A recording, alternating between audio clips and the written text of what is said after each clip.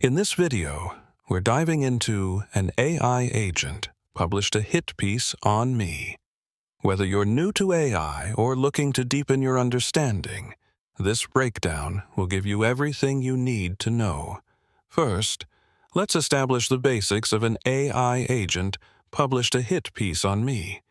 Understanding the fundamentals is crucial before you move forward. This sets the foundation for everything else in this video. Next, we'll look at the practical applications. How does an AI agent published a hit piece on me actually work in real-world scenarios? This is where things get interesting, because you'll see exactly how this applies to your own work and projects. Finally, here are some key takeaways about an AI agent published a hit piece on me.